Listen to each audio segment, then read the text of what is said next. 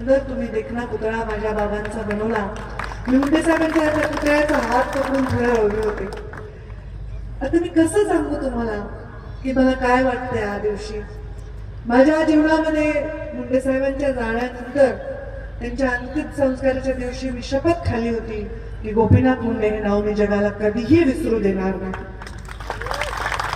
आणि ही शपथ मी पदावर असेन नसेन, मी मंत्री असेन नसेन, मी आमदार असेन नसेन, मी या जीवनात असेन नसेन, तरी ही शपथ पूर्ण करणारी मुलगी म्हणून माझं नाव घेतलं जाईल एवढीच साधी माझी इच्छा आहे.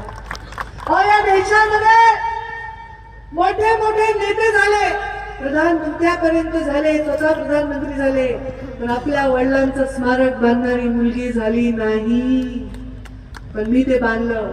गोविंदांना माहिती आपण किती तेव्हा चळवळ केली होती. 1 वीट गोपीनाथ गडासाठी ऊस तोडणाऱ्या माणसांनी, माळाकोळीच्या या गरीब माणसांनी प्रत्येकाने एकाच विटेचा पैसा दिला, एकाच विटेचा, आणि भव्य गोपीनाथ गड उभा राहिला.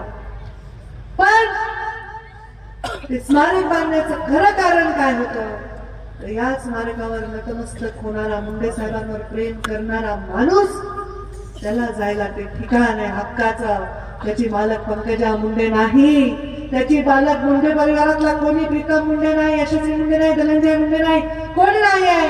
त्या स्मारकाचे मालक तुम्ही. 1 रुपया मी ना सरकारचा घेतला ना कोणाचा घेतला, तुमच्या घामाच्या एका विटेतून प्रत्येकाची 1 वीट निर्माण करून ते स्मारक झालं. पण आज माळाकोळीच्या या स्मारकासमोर मला गोपीनाथगड सुद्धा लहान वाटतोय. कारण 1 कप झालो, 12 दिवस आपण सुतक पाळतो, 13वा करतो, गोड जेवण करतो, मग माणसाला आठवण राहत नाही. अशा जमान्यामध्ये 12 वर्ष एका नेत्याला जाऊन सुद्धा अजूनही त्याचं स्मारक उभं राहत आहे. बरं झालं या स्मारकाला 12 वर्ष झाली. बरं झाला.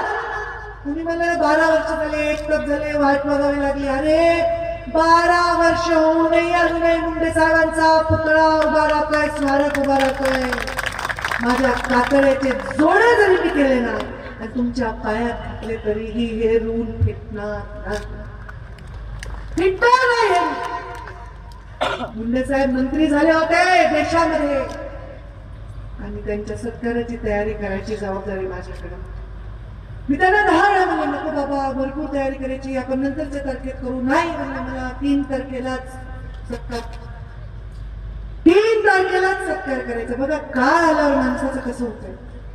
आम्ही म्हणत होतो नको, आमची तयारी होणार नाही, आम्हाला जंगी करायचंय. 14 वर्षानंतर वनवास पिटलाय, मुंडे साहेब मंत्री झाले, तर त्यांना काळाने बोलवून घेतलं. आणि असं कधी झालंय कुठल्या राजकारणात, जीवनात तुम्ही बघितलंय? मोठ्या मोठ्या नेत्यांचा मृत्यू झालाय, कोणाला हत्या झालीये, काय काय झालंय, पण तुम्ही हे पाहिले का कधी की ज्या दिवशी सत्कार असतो त्या दिवशी एखाद्याला सरणावं जावं लागतं? पाहिले कधी? कधीही इतिहासात अशी कधीही घटना घडली नाहीये. मला नेहमी वाटतं की माझे बाबा माझ्यासाठी खूप प्रिय होते, पण त्यांच्यामध्ये भगवान बाबांचा आशीर्वाद आणि ईश्वराचा अंश होता. कारण असं एक्झिट कोणालाही मिळत नाही. म्हणून एक शेर मारते, बाबाने नाही मारला म्हणून मी सांगते. जिंदगी में कुछ इस तरह निभाया अपना किरदार, जिंदगी में कुछ इस तरह निभाया अपना किरदार, पर्दा गिर चुका है तालियां फिर भी बज रही.